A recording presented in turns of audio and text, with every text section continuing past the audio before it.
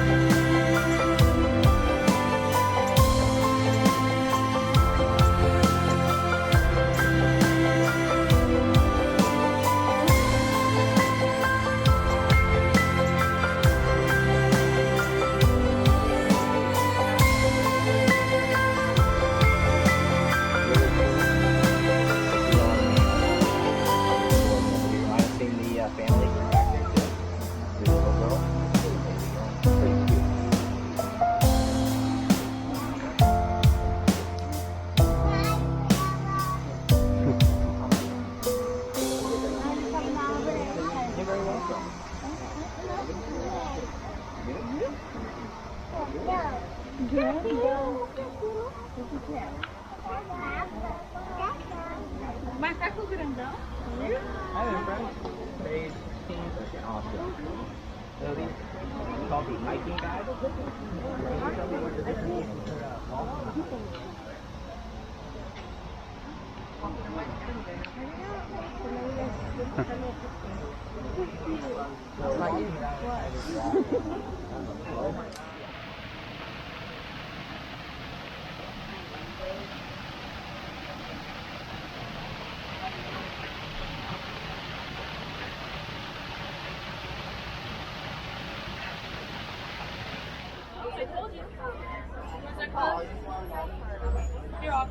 Sanjay Sana Warden. Here in Harambe, we like to say Twende. Twende does me. Let's go. Jumbo, everybody. My name is Savannah. I'll be your safari guide today through the Harambe Wildlife Reserve. Is this anybody's first safari ever? Raise your hand high in the air if it's your very first safari. Hi, guys. Welcome aboard. Vehicle safety reminders. Please stay all the way seated on your seat. That means don't stand. Yeah, just don't do it. If you look just above your heads, there is an animal spotting guide up there. Those are a few of the animals that we're hoping to see out there today. If we should see those animals, you're more than welcome to take photos. You might just want to put your cameras on an action or a sports setting.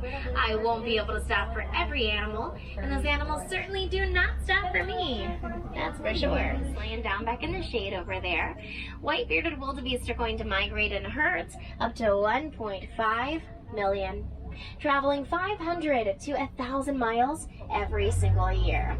And of course, coming up on your right-hand side, the tallest mammals in the world, and there's a few of the smallest, tallest. You might spot some baby giraffe way up ahead here as well. But giraffe, they are going to tower 18 to 20 feet tall.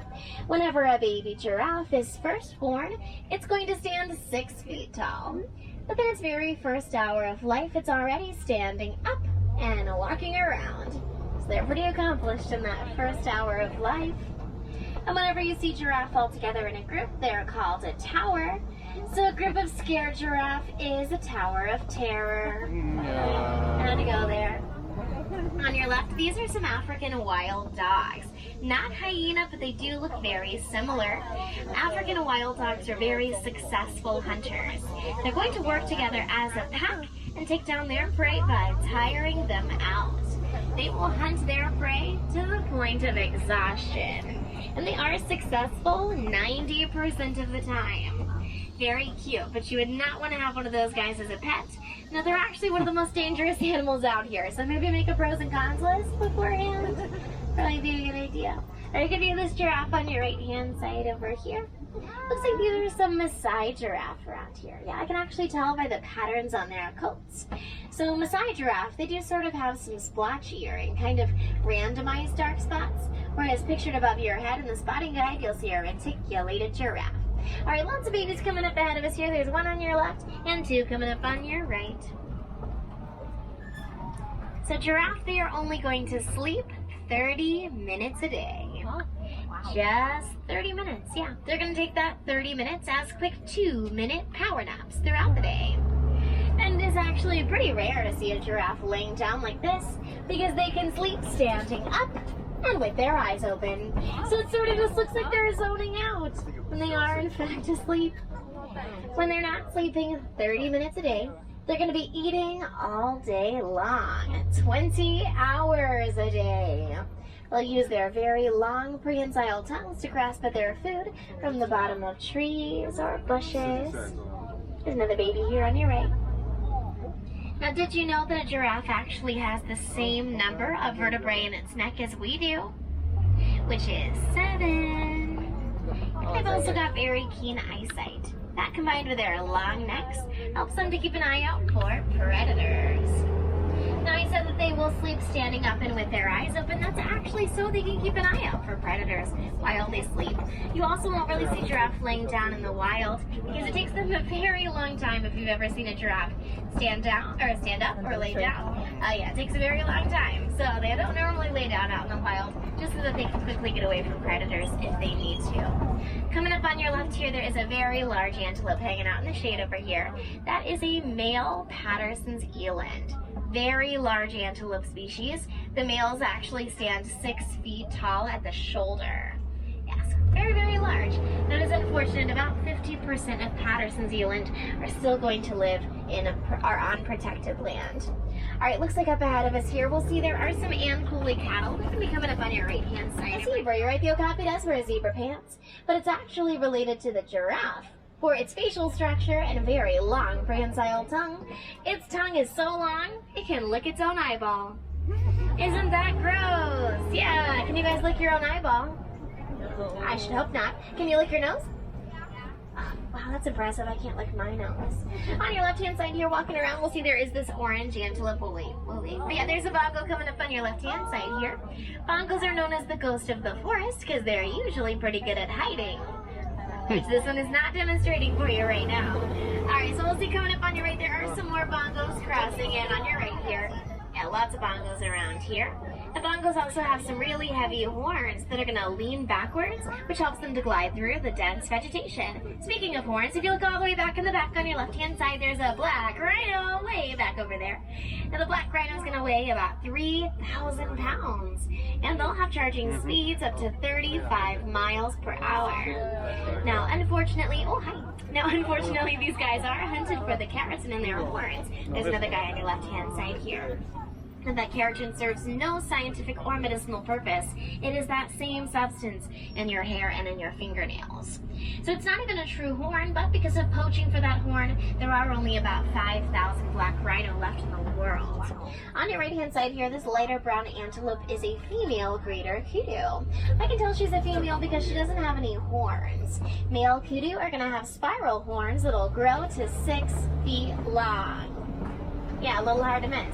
They're also one of the tallest antelope species. They are going to stand about 55 inches at the shoulder. Alright, we're going to go see what else we can find. But it does look like we're actually heading out of the Little Atiri Forest and into the Safi River. Now, in the Safi River, we'll have to keep a close eye on the water. We'll see if we can spot anything just beneath the water's surface.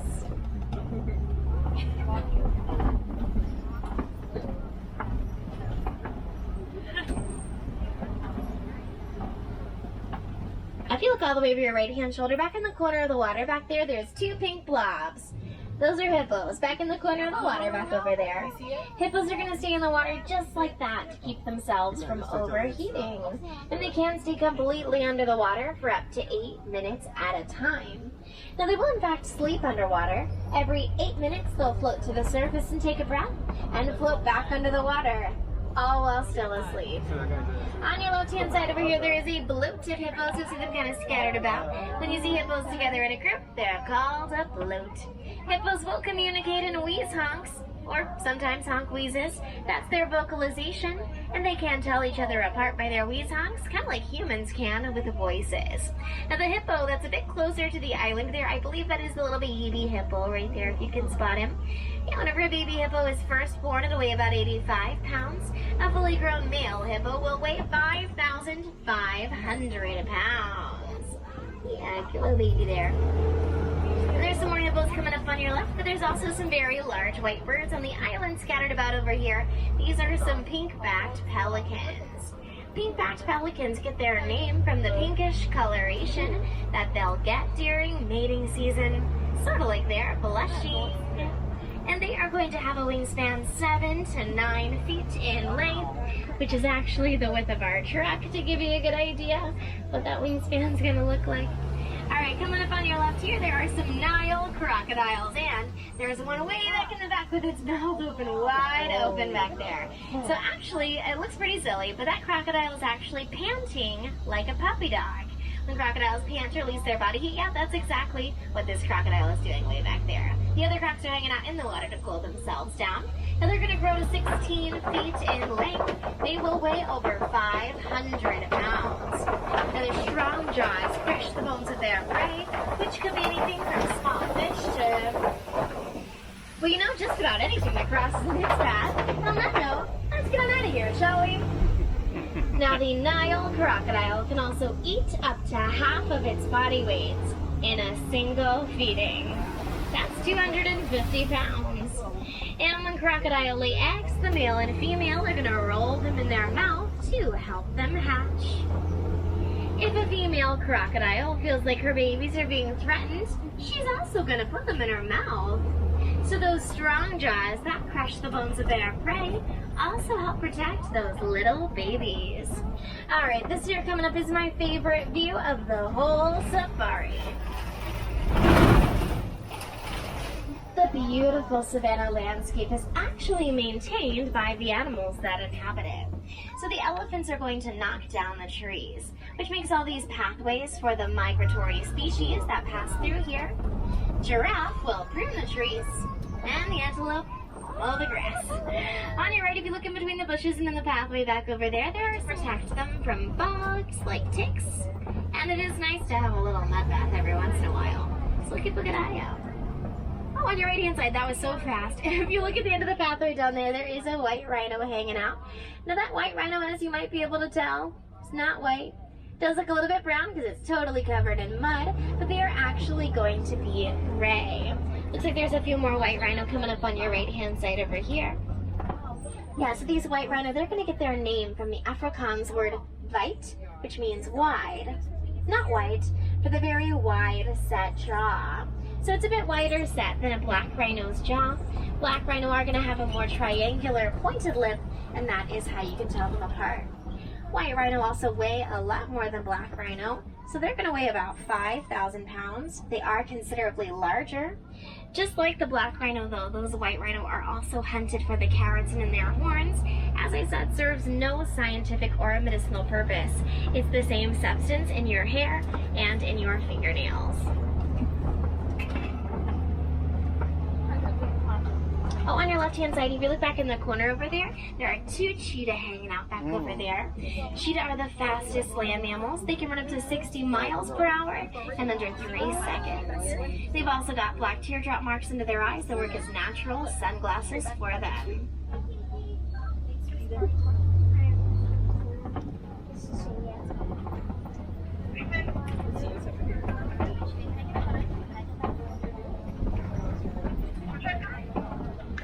Reserve. That just means you'll never find a wild Ankole cattle. The very large horns on their heads are going to act as a cooling system for them. Their blood will circulate through those horns, which is going to disperse the heat to keep them cool. And those horns do look very heavy, but they're actually quite hollow. They don't really weigh a lot at all. Now you'll also never find the Ankole cattle in the meat trade. They are almost always used as a symbol of wealth, especially to the Maasai tribe of East Africa. The more Ankole cattle that the Maasai has, the wealthier they are. And at night they're going to keep them in a sort of thorny brush fence called Maniata or Poma, which means safe place. You might also hear the Ankole cattle called the Watusi cattle. That is after the Watusi tribe, who originally domesticated them. Alright, and coming up on your right-hand side over here, there is a fallen tree, which is a pretty good sign. We are heading into elephant country.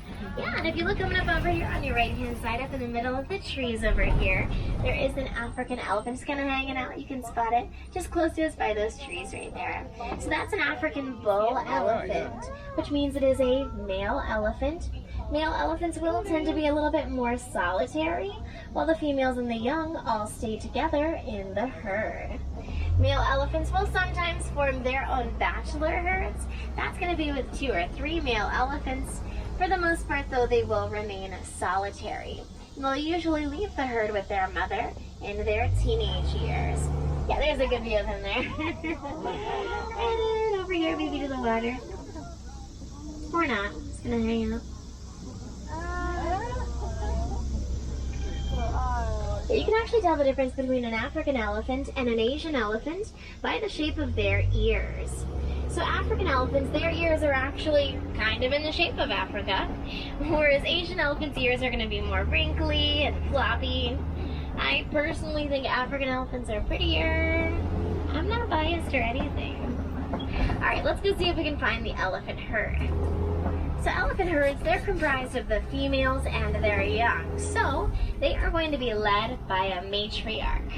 The matriarch is the oldest and the wisest of the herd. She can remember where she's been, even if it's been decades since she's been there. Yeah, so she'll know all the best watering holes.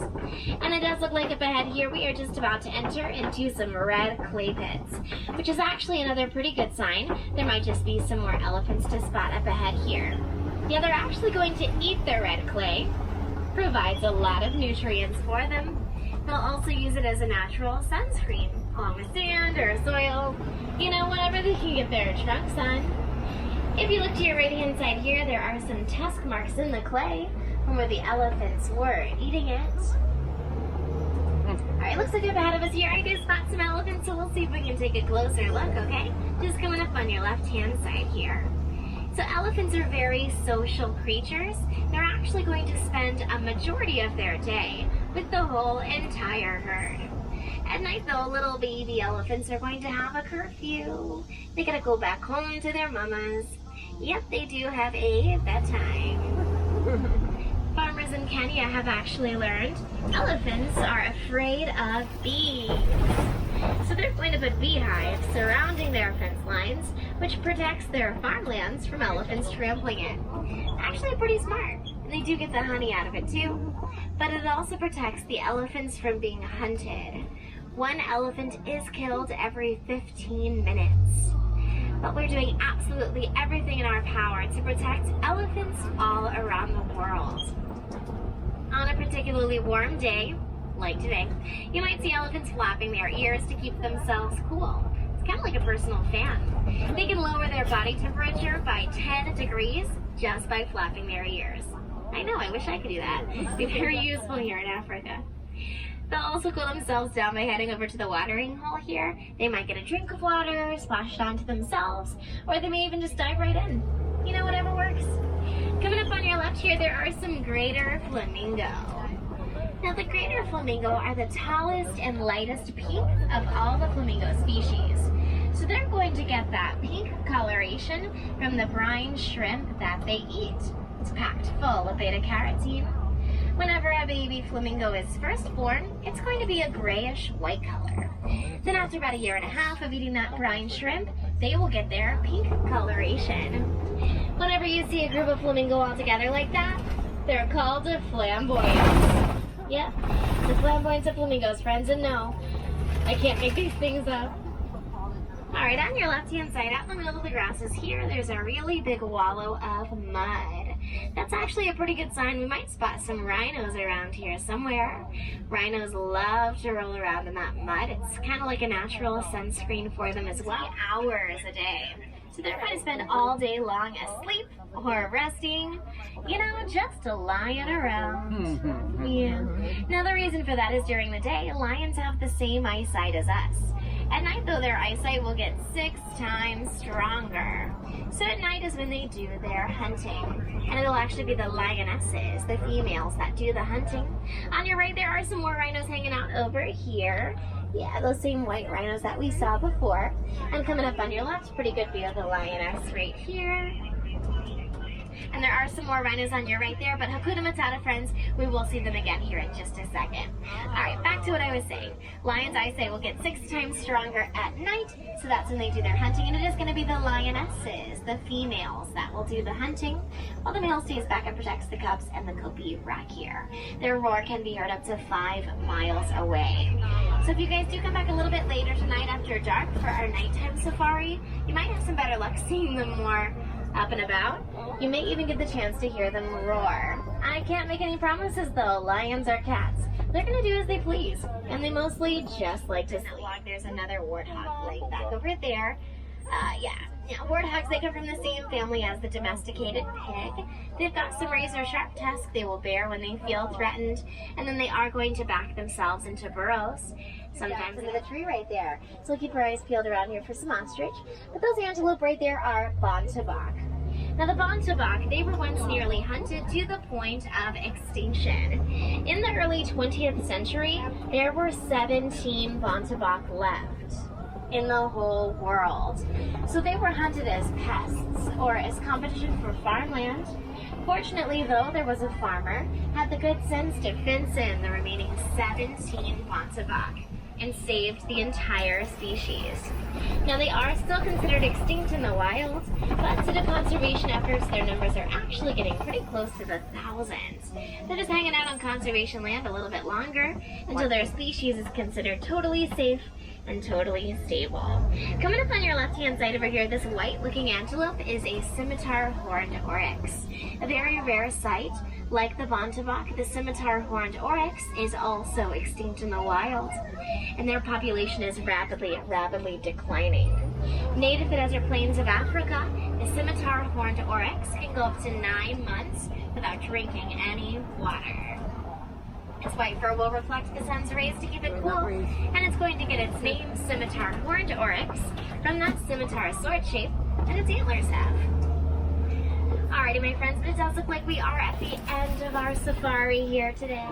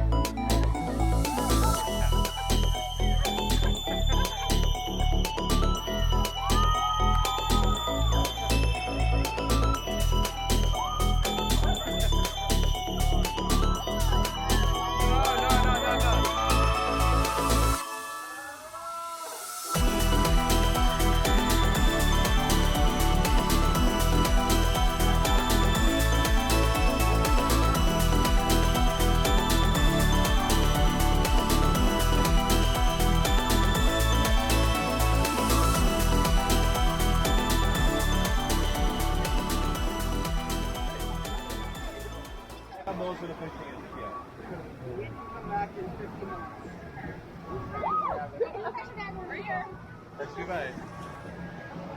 Did you make a video?